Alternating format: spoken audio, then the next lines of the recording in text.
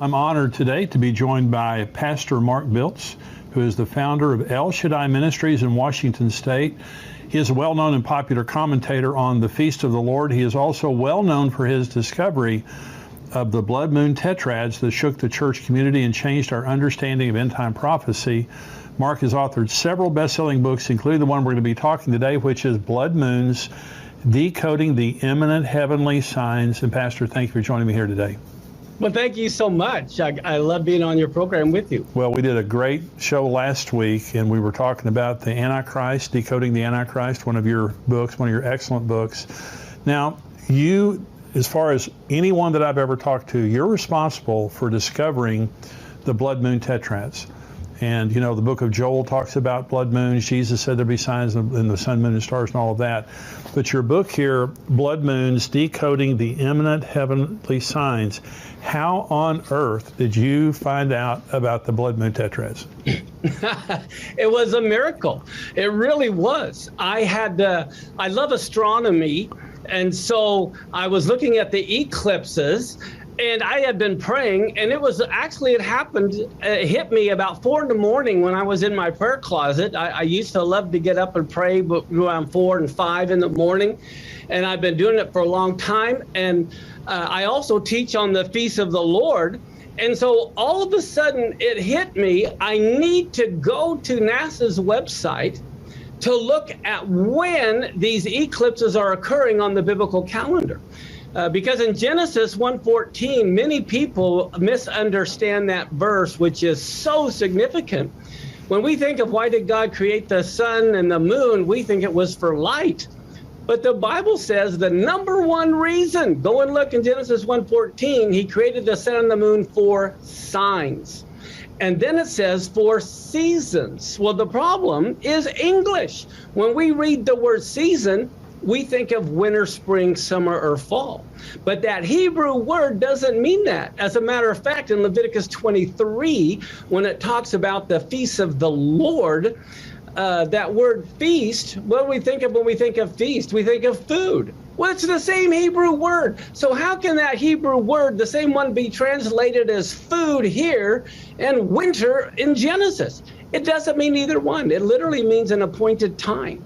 That's why the biblical calendar for the Jewish people was based on the new moon, because it's on the new moon is the only time you can have a solar eclipse. And that's why the feasts like Passover and Tabernacles are on a full moon, because you can only have a lunar eclipse on a full moon. So God's calendar isn't the Muslim calendar, the Gregorian calendar, it's the biblical calendar. And so I made that connection, and then I go back and I look, and you wouldn't believe it. The first blood moon happened on Passover. The next one was on Tabernacles. And there was a solar eclipse on Rosh Hashanah, for heaven's sake, 2 weeks before the other lunar eclipse. And then in the next year, there also was a total lunar eclipse on Passover and Tabernacles. And I just was so shocked. I thought, well, how often does that happen? And I looked, and the time it happened before was 1967 and 68 when Israel captured Jerusalem. And the time before that was when Israel became a nation, 1949, 1950. And the time before that was 1492 when all the Jews were kicked out of Spain. And so I just was blown away, and I knew that it had to mean something, and I would never claim that I knew what it meant, but I knew it had great biblical significance. Oh my gosh. I mean, it's just, when I first read your book and began to understand the blood moons, you know, when you read Joel and it says the moon will be turned to blood, the sun will give its light, it's like, you know, the sky's going to fall, you know, I mean, but that's not what it's saying. No. It was saying that there will be signs, like Jesus said, in the sun, moon, and stars. And so the blood moon tetrads makes perfect sense, because that's what God does. You know, exactly. I mean, and he's so orderly, he's so predictable in that sense.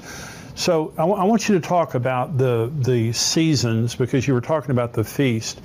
Now, one of the things that you teach that is so fascinating is on the Feast of Israel. Okay, so you believe that the Feast of Israel, 7 feasts, 4 in the spring, 3 in the fall, you believe that's a prophetic grid. You believe that that's a prophetic statement about the future, right?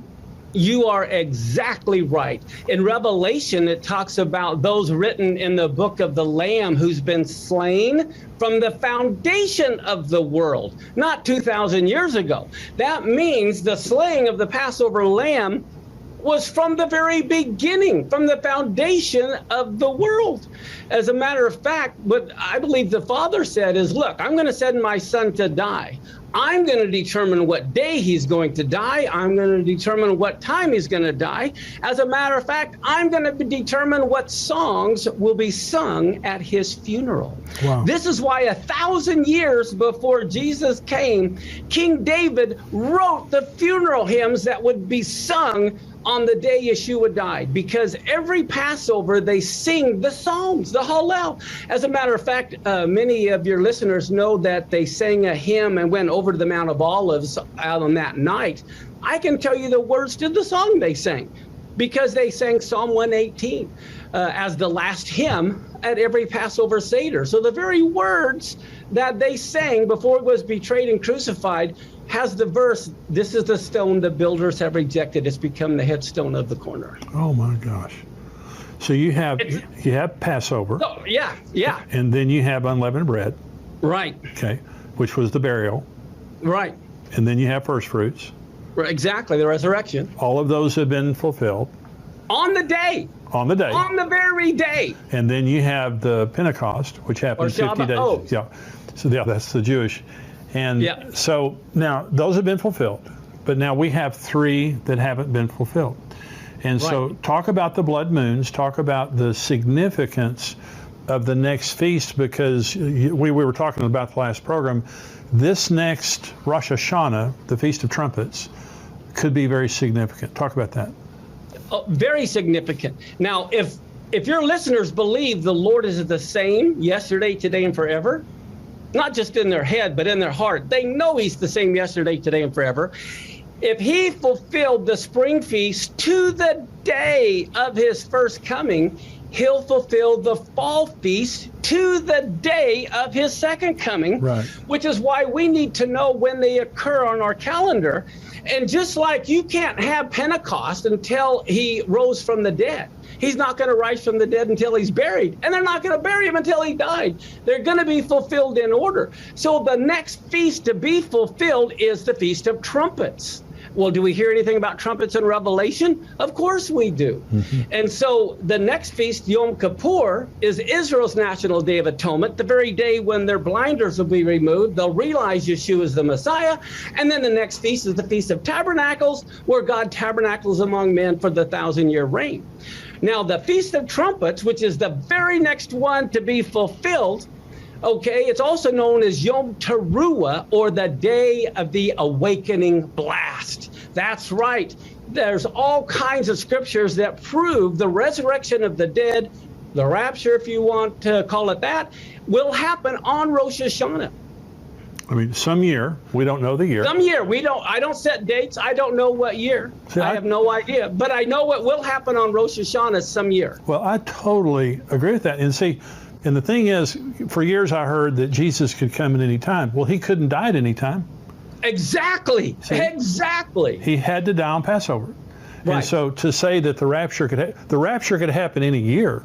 Yes, there you go. And because it's a 2-day feast, it could happen any of the days. You know. Well, not only that, it's 2 different days every day in the world.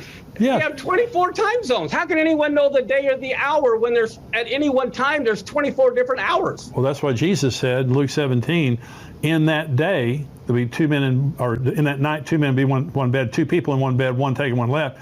In that day, there'll be 2 men standing in a field, because it'll be night some places and day some places. Exactly. Yeah. Exactly. So and it's going to happen around September. That's the English here. But around September of the year, there's going to be the Feast of Trumpets, and there's going to be the rapture, the resurrection of the dead. Now and there are also other names that you talk about when you talk about Yom Teruah, the awakening blast, all this stuff. But also it's the wedding day of the Messiah. Yes, it's also the coronation of the Messiah. It's the day he's going to be crowned King of Kings and Lord of Lords. And in Leviticus 23, these feasts were called convocations, which in Hebrew is mikra, which literally means a dress rehearsal. So I ask people, do you want to be at the wedding of the Lamb? And they go, yes. I say, then why don't you want to be at the dress rehearsal? That's where we learn our part. Yeah. That's amazing. So let me go back to 2014 and 15 because we're talking about the blood moons. Sure. This is just such a significant point in time in human history that we're looking at. And what I say to people, Pastor, is, every generation has had a sign or signs. Hitler was there, earthquakes, wars, but we're the only generation that has all the signs. Exactly. We have especially Israel, but we have a convergence of all the signs. So going back to Christopher Columbus, who was a Jew, and many people don't know that, but here's the way I've seen the blood moons, because there's 1492, 1493, 1949, 1950, 1967, 1968, and then 2014 and 15. So we understand the first three. But here's the way that I look at it. The 1492 and 1493 was the beginning of God bringing his holy people together. This is the first time since the AD 70 that we see the first beginnings of a gathering there. 1949, 1950 is the Holy Land. The Jews get back the Holy Land. 1967, 1968 is the Holy City of Jerusalem. 2014, 2015 that's the one. To me, it's the Holy Temple. There has been, since in the last 3 months, there's been 11,000 Jews ascend the Temple Mount to pray, the most since 2,000 years ago. Okay, and so we're seeing a great activity in Jerusalem, the Temple Institute, the Temple Mount Faithful, different people. So what do you think about the feast of 2014 and 15? What do they mean? Is it significant for the temple? Does it have any other significance? I think it definitely could be temple related. The way I look at it from hindsight, I did mention this back then as well. But if you remember Joseph's dream, and Joseph was a type of the Messiah, there was 7 years of plenty followed by the 7 years of famine. I believe the 2014-2015 lunar tetrad was a warning of the 7-year cycle. When it ended, we would begin the 7-year famine or tribulation, which is why 2022 is so significant. Okay, so the Shemitahs, and if you wouldn't mind talking about it again. So this is a Shemitah year that we're in right now. Yes. Now, when we say 2021, 2022, the Jewish year begins, and their civil year begins the Rosh Hashanah. Yes. In September. Yes. Okay, so their new year began in September, and so now between now and next September, this is a Shemitah year. This is the 7th year. Yes. And you believe now again that the tribulation has to begin at the beginning of a Shemitah cycle, which is next September. Exactly. And I have a chart here. One of the things that I want to mention is how significant the first year of a Shemitah cycle is, and which will begin October of next year, right after Rosh Hashanah, because we're in the 7th year. But did you know both temples, Nebuchadnezzar destroyed the temple and Rome destroyed the temple, both in the first year of a Shemitah cycle? Wow. So both temples were destroyed then. The 1967 Six-Day War happened in the first year of a Shemitah cycle. The Yom Kippur War happened in the first year of a Shemitah cycle. Israel took out the Iraq nuclear reactor in the first year of a Shemitah cycle. The first Intifada was in the first year of a Shemitah cycle. The Israel-Jordan peace treaty was the first year of a Shemitah cycle. That's when the quartet began that wanted to divide the land. And I believe they represent the 4 horns in Zechariah that keep the land divided. And then the Gaza war and, of course, the stock market crash also happened the first year of a Shemitah cycle.